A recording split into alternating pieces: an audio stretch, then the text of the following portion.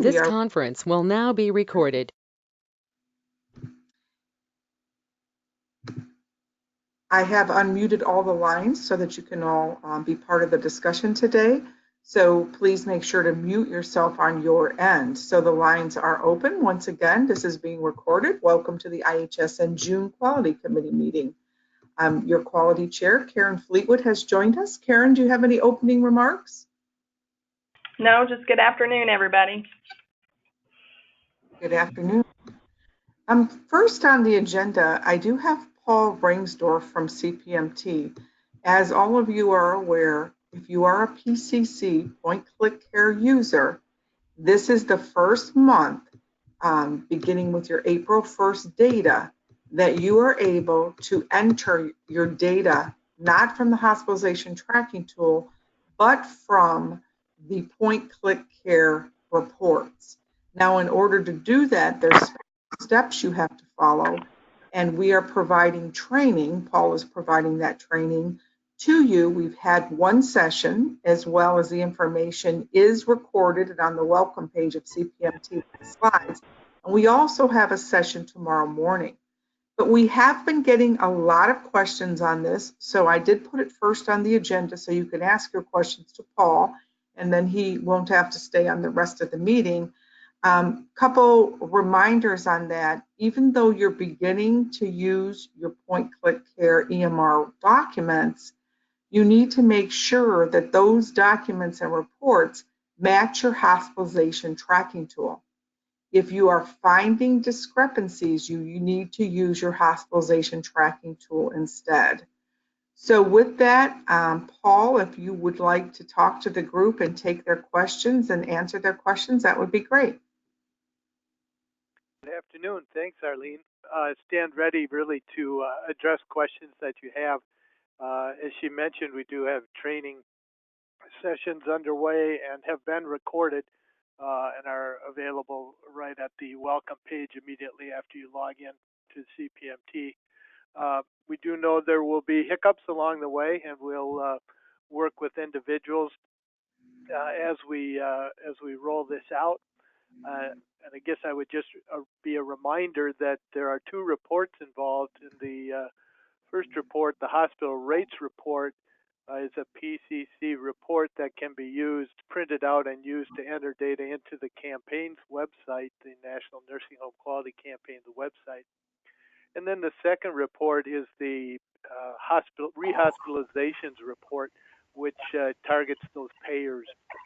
A little more involved there because the payers need to be set up in the Point Click Care application that you're using, and that often involves some work collaboratively with the business office. So those are the things we're finding, and as Arlene said, I'm here to answer your questions now, or certainly you can reach out to me via email or phone with questions in that manner also.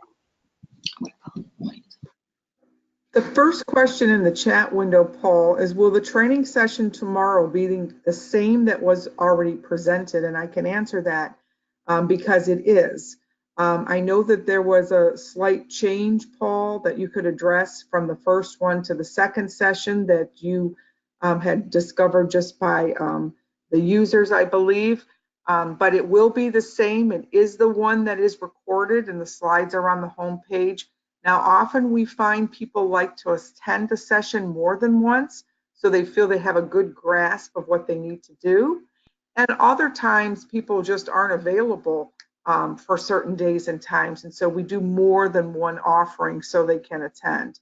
So Paul, I'll let you address that further. Yeah, you're spot on with that, Arlene. Much like the other sessions we do on reports and data entry, the Point Click Care training is a repeat of what we've done prior and have recorded as well. So hopefully it's available, at enough places and times that you or any of your colleagues can see that. But yes, it is the same. And I also want to add that we don't want to compromise the quality of the data that we do collect. So once again, make sure that you have attended a session, that your data matches from Point Click Care and your hospitalization tracking tool before you enter that data into the campaign.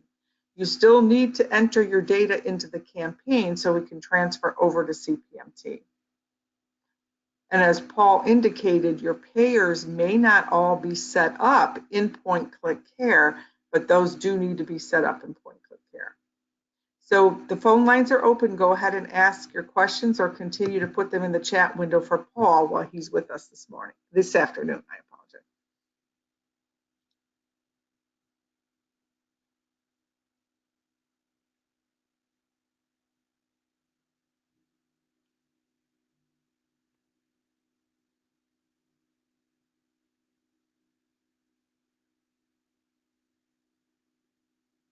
I'm not sure how many Point Click Care users we have in the meeting today, or maybe they're all proficient already in using Point Click Care to transfer the data this month.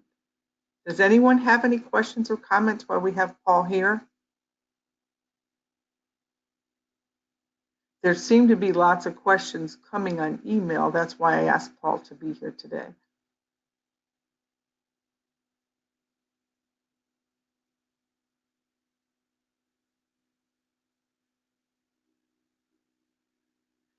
Paul, do you want to speak? One of the questions that continues to come up is, has there been any progress made with other EMRs? Do you want to touch on that at all today?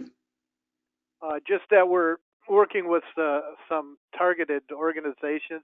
Matrix Care is probably the next one that's most used among network members, and we are having some conversations with some active users there that can point us or attempt to point us to where the reports might reside in those in that particular software. So we continue to work on that, and I don't have any results at this point, but we have ongoing meetings going on. Okay, so last call for questions for Paul on the Point Click Care conversion. For Point Click Care users, this is optional. You don't have to do it if you're a Point Click Care user, but if you do want to use the Point Click Care EMR to input data, you do need to attend the training so it's done correctly and we don't compromise the data. We'll wait one more minute, see if anything comes in the chat window, and see if anybody has any audible questions they'd like to ask.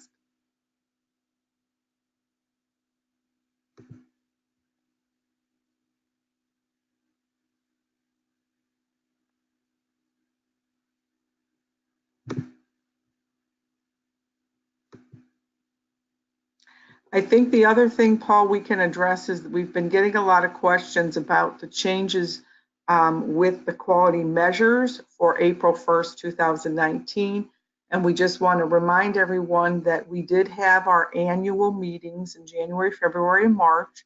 We did determine what changes you wanted to make in the quality measures going forward, as well as any policies and procedures we have in place, as well as the goals for the quality committee meeting. Those changes are all effective April 1st and for the April 1st data. So what you're seeing in CPMT is that you no longer have to report staffing data. We are going to review that a few times a year, looking at the PBJ data.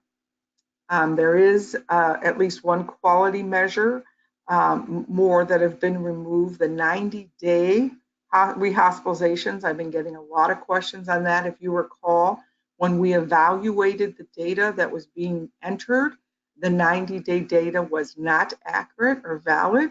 So we eliminated that collection because we only want to collect data that's important to the payers, important to us, and that we can make sure it's valid.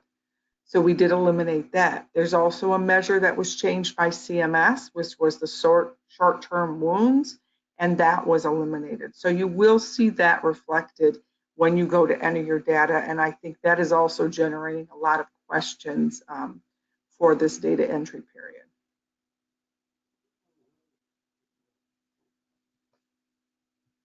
Well, I'm not getting anything else in the chat window for you, Paul. And I'm not hearing any questions, so we thank you for joining us today, and they will reach out if they have questions in the future. You're very welcome. Yes, please feel free to reach out to us if we can address any questions that you have, and have a good rest of your meeting. Okay, thank you. Okay, we're going to go on to the IHSN contracting update. We do have a little bit to talk about here. As far as Anthem is concerned, both Anthem Skilled, Anthem Therapy products, as you're aware, Anthem continues to be slow to respond.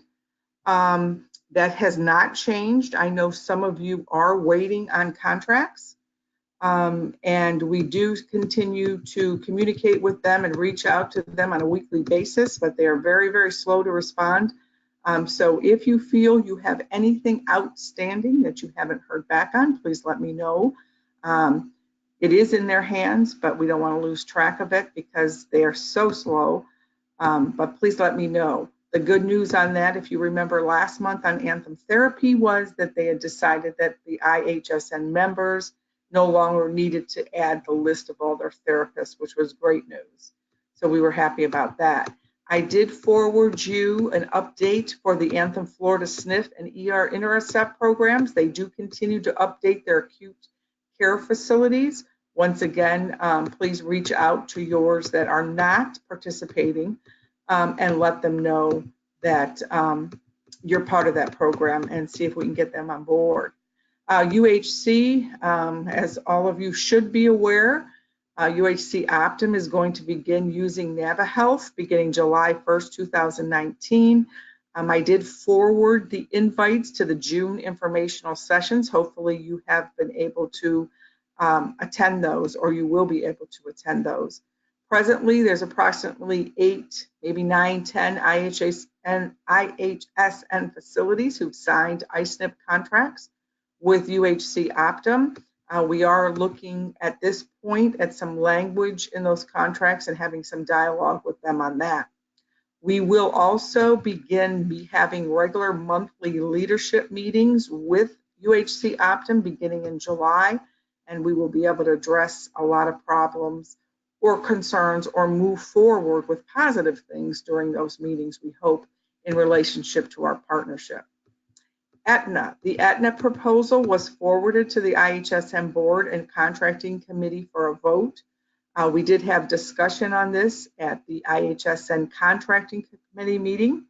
I did take all of the discussion and take it back to Aetna for a counter proposal and some ideas on things that we would like to see happen. They did respond. They said it is in the process of being reviewed right now. So I do hope to hear back from them soon. They said they would respond soon to our counter proposal. So we'll see what happens on that. I'll keep you informed. Humana, as you know, Humana partnered with NaviHealth also, which was effective June 1st, 2019. We did forward the training sessions and information to all the IHSN facilities.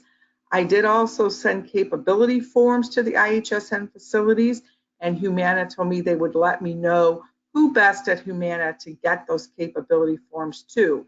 However, they have not done that yet, so I do have them on file. I'm trying to get them into the hands of the right person to take a look at.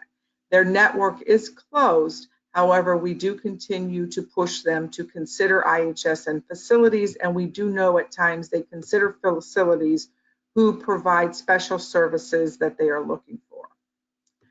Cigna. Cigna did request information on the IHSN members, which I did submit in May. So once they review all the details that I submitted, we are anticipating a meeting with them.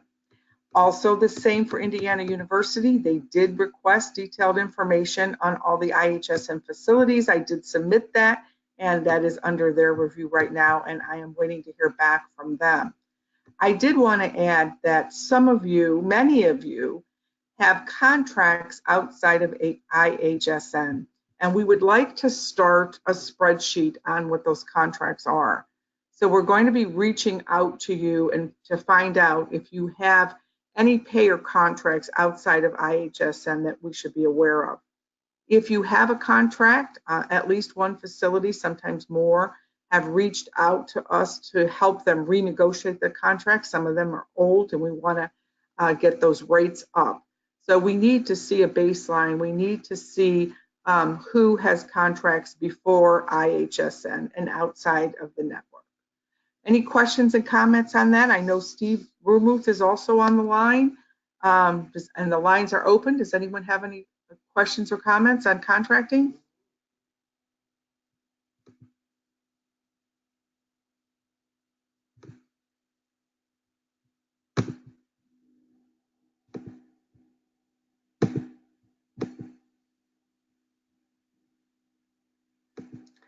Okay, everybody's quiet today.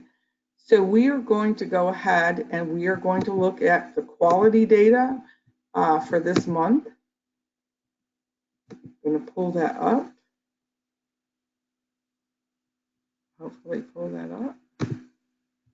Okay, we're going to take a look at where we are, if we have any members who are not submitting data or who could be out of compliance that need to get into compliance, and also to look at where we are falling with our quality measures this month.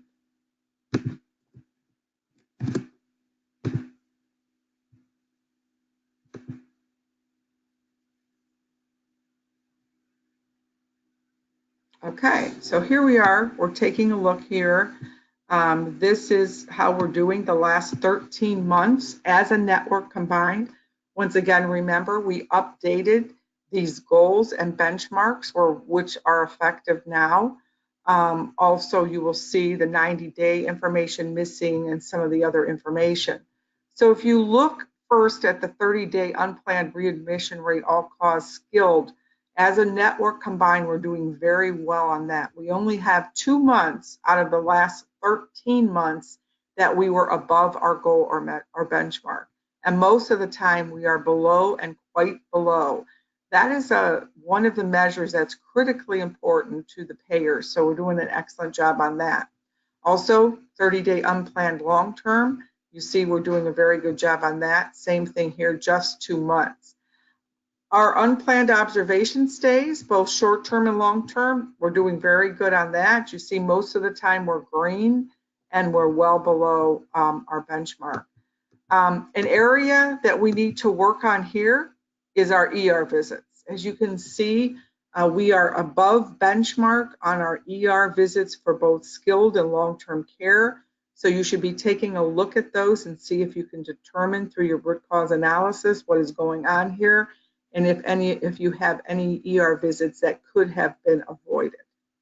Hospitalization rates, doing well for skilled, not so good for our long-term. One of the areas that we have talked about since the onset of our network is percent of falls with major injury long-term care. As you can see, for the past 13 months, we have been above our benchmark. That is not unusual.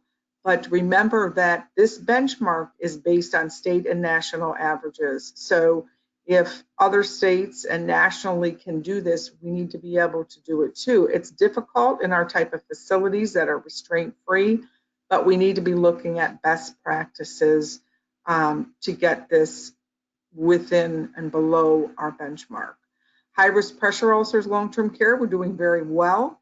UTIs, we are above the benchmark in UTIs, but you can see how close we are. Our benchmark is only 2.8. We're 2.94 here. So we're almost there the last 5 months. If you see, we have come down dramatically from where we were. So we are continuing to improve on the measures. So the quality improvement that you have put in place looks like it may be working. Newer worsening pressure ulcer skilled, we're doing good on that. Our antipsychotics for both short-term and long-term, we're really doing well on that. We do have a little bit, not a lot here, but we're going back up on the percent of short stay residents who are stating they are having moderate to severe pain. You look here with our benchmark of 12.2, this month we're at 13.8. So it has gone up a little bit, whether that's obviously a different residents, because those are short-term residents, and some current ones may have had more issues with that. But our long-term care residents that have this issue, as you see, we have been below the benchmark and doing a great job on that for 12 of the last 13 months. On this 1% of long-stay residents whose ability to move independently worsened, we have greatly improved this. We only have 1 month that we were above benchmark here recently, and that's 19.36 out of 18.2. Doing very, very well on long-stay anti-anxiety and hypnotics, and on percent of short-stay residents who made improvement of function. So the majority of this report for the last 13 months, if you look, except for a couple measures, is excellent. We continue to struggle as a network, I'm sorry, with the flu and pneumonia vaccines. We're really, really, really close. I mean, here's 97.69 and we're 97.33. We're there, we're right there, and we have to continue to watch our documentation on that, on the MDS. Does anyone have any questions on that? On our recent performance? And remember that you can go into your individual facility right here and look at your facility to see what areas you need to have quality improvement in. Any questions or comments?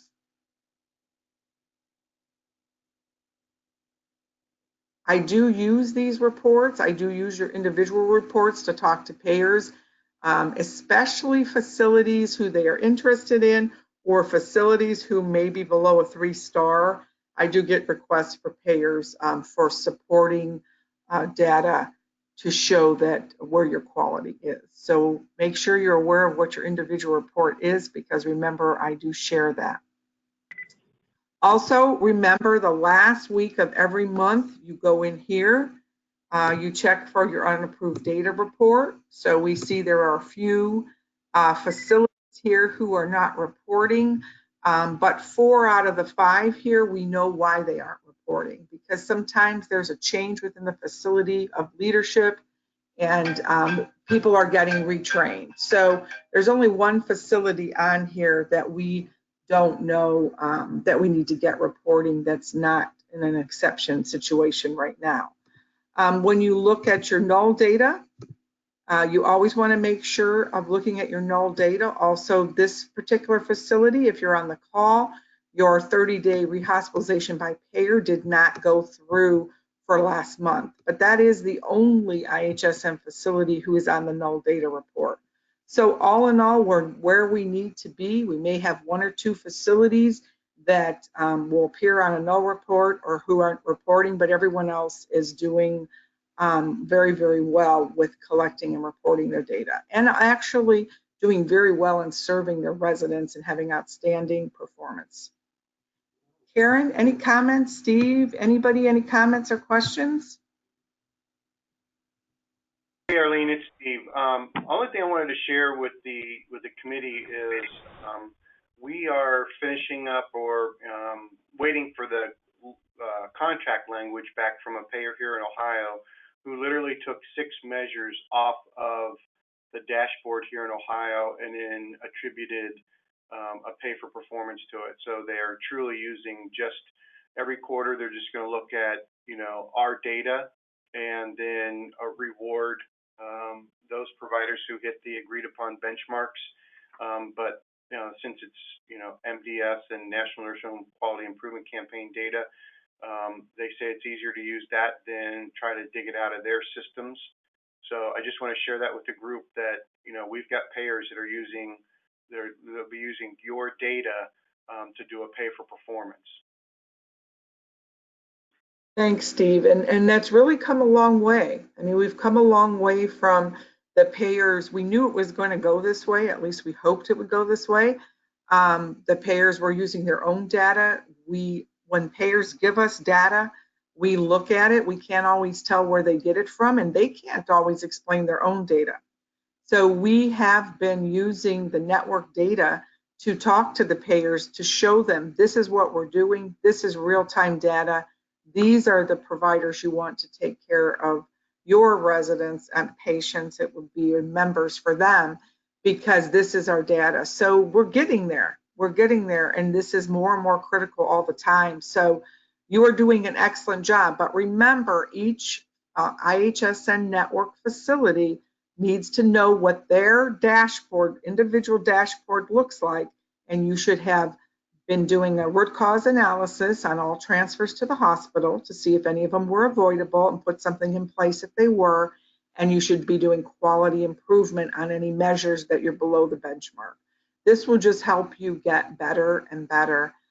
Also, please make sure you're using these reports in your internal quality meetings as well as your board quality meetings. Your reports are over here. One of the charts that, is sometimes good to use is a bar chart. You can explain a lot through a bar chart. So maybe you want to show your quality committee or your board how you're doing with a certain measure, and you'll be able to pull that up. Now, I'm pulling up all the facilities, but you'll be able to pull up your own facilities, the month you want to pull it up from. You'll be able to graph your improvement, and they'll be able to see it visually through these color charts. There are charts available here. You have a bar chart, a correlation chart, you have a data check form, and a line chart. So make sure you're using these. They're great quality improvement tools. When you do want to print them, make sure you go up here to print. If you try to print them otherwise, I can guarantee you that won't work. I've done it more times than I want to say, because I get in a hurry and I hit print and then it does not print correctly. So you need to print from here. Any questions or comments? This is Karen. As you've reviewed the data today, if we look outside of the hospitalization rates, there's those three measures that stick out that our membership needs help with, the percent falls with major injuries, UTIs, and short stay pain measure. And I'm just wondering, your thoughts on what we could do for the membership to help with those three areas. The best thing that we can do is what we did in 2018, and that is to have facilities volunteer to provide their best practices for what they're doing. So there are facilities here who are meeting the benchmark on those measures that many of us are struggling with. So the best thing we could do is to have them prevent best practices. So Karen, if you would like, I can reach out again to those facilities and request some best practices presentations again this year by those facilities who are excelling in those areas. I think that would be a great idea, because when I look at the three that the network needs improvement on, all three of those for myself are areas that we need improvement on. So I think anything that we could do would be helpful. And for the ER visits, particularly for the ER visits, to really do that root cause analysis and see if you have put in place in your facility the ability to treat in place rather than send your resident to the ER. And if they only went to the ER and they didn't get admitted, did they really need to go to the ER, or could you have done something different?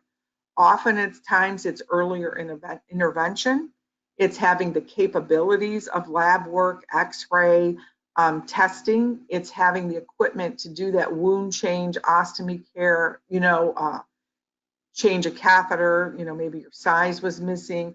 When you do those root cause analysis, you can see what may have happened to lead to that emergency transfer, because we know that when your resident goes to the emergency room, there's a high chance that something else will go wrong during that transfer. I mean, I've had a lot of reports from a lot of people of things that have happened in the ER, including the reason that they sent them for was not even checked and they sent them back. Hey, Arlene, Steve. While you got the dashboard up, go down to the reports and do the correlation report between falls and UTIs. Okay. I'm just going to do, let's try the period that I'm going to choose. I'll make it smaller. Yeah. Let's just choose a month.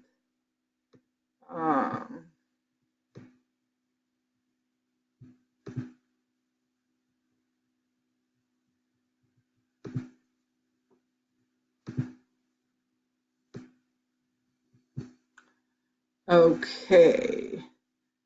So the percent of falls with major injury, I guess I need to do more months. Let me get a couple months here. The point being, folks, is we've done this here in Ohio and a couple of the other states, and when you use this correlation report off of CPMT, in some cases you can see a pretty strong correlation between falls and UTIs. And if you think about it, it makes some sense. If you got a resident that has a UTI and they have to go to the bathroom, they hit the call button, maybe the nurse aide or the nurse doesn't respond as quickly as the resident thinks they should. They try to get up to go to the bathroom and they fall, so we see that Karen, when you're talking about interventions, it's almost like a twofer there. If you really start to look at addressing not only your falls, but your UTIs and how they correlate with one another, you can probably attack both of those quality measures at the same time and maybe end up with some good results. And then Arlene, looking at those with best practices, I would go in and look at those individual dashboards of folks that have had low UTIs and low fall rates, and then figuring out what they're doing to make sure that they're addressing those as well. Mm-hmm. And I also tried to change that to emergency room visits and UTIs to see if there was a correlation. So when you look at these things that we have, it gives you that ability to, correlate, as Steve is saying, and you might get a twofer on that. Yeah, I did falls in emergency room visits and in readmissions, and that one really didn't show up too much. But when I did falls and UTIs over the course of a year, it really kind of showed a picture that there was some significance there. So just thought when you're looking at how do you have some interventions on this, that there's some care paths that might cross over 2 or more benchmarks like this. So. Absolutely. And when you're doing your root cause analysis, that often, reveals a lot to you. And you should be doing it on every transfer. Why are both our ER visits on short-term and skilled so high? We need to know that. Are any of them preventable? Remember, they're not all preventable, but are some of them preventable? And what measures do we need to put in place to prevent those in the future? And a lot of sometimes it's staffing too. We didn't touch on that, but you can look at your time of day. Is it a certain time of day that most of your residents go out to the ER? Is it a certain shift? Are there certain individuals working on the days that your residents are sent out?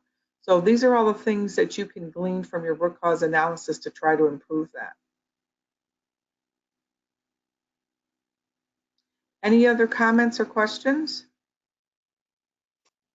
This is Pam Richmond from Otterbein Franklin, and it may also, the ER in particular, may have something to do with the fact that our actual rehospitalization is so low.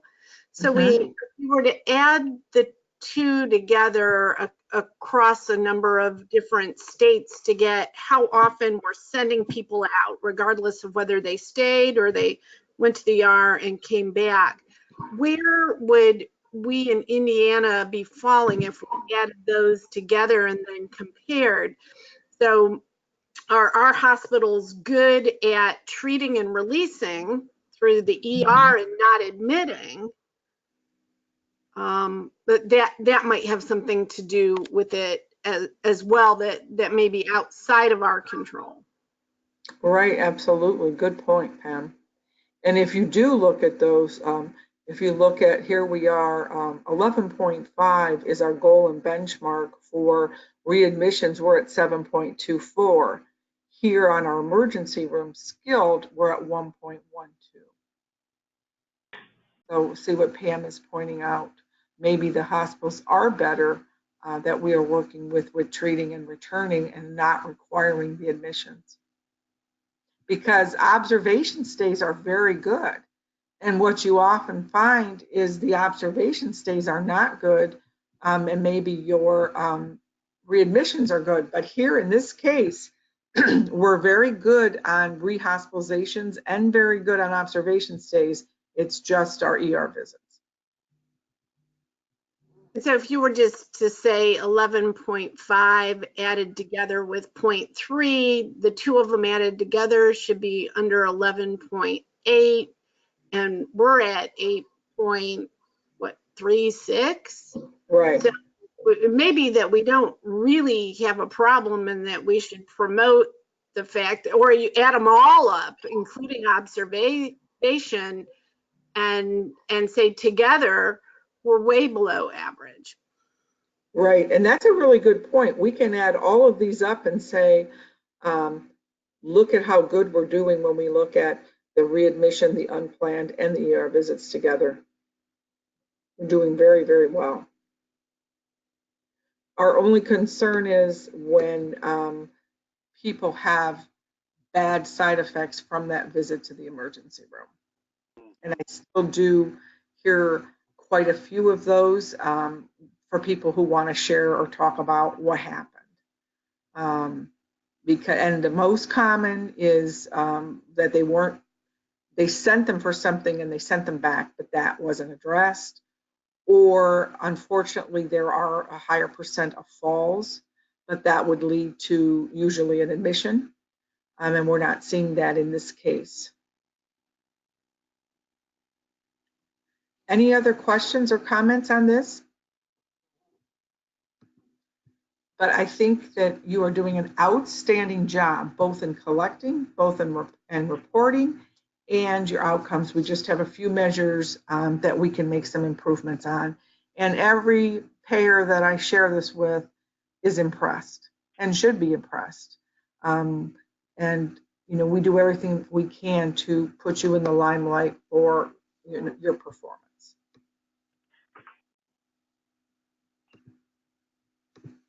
Okay, I'm going to try to go back here to the agenda. I don't know why I'm getting that. Okay, I think you're seeing the agenda. And over the results. Oh, I do want to remind you to register for the IHSN members section of the website. Remember, these meetings are posted there. And often you want to share this information with your staff. And the way to share it is to have that member access. So you can go on after this meeting. You have to give us a few days because I have to convert it, then I have to get it to Joanne, and then Joanne has to get it posted. So there is a time frame involved. But this, as well as a lot of other valuable information, is in that member section. We also just posted links to your payer provider manuals on the IHSN website. So people were requesting, that information was hard to find. Where do I go to find this information? So you will find now in this member section links to those sites. Anything you want to add on that, Steve? No, but to Arlene's point, if you haven't registered to get your member login for the member only area, that information won't be accessible. So even more important, and not to reiterate Arlene's statement, but yeah, we've heard from a lot of folks that getting on the payers' websites and maneuvering through there to find the provider portal and then get on the provider manual and everything can be kind of tricky. So we just established all the links.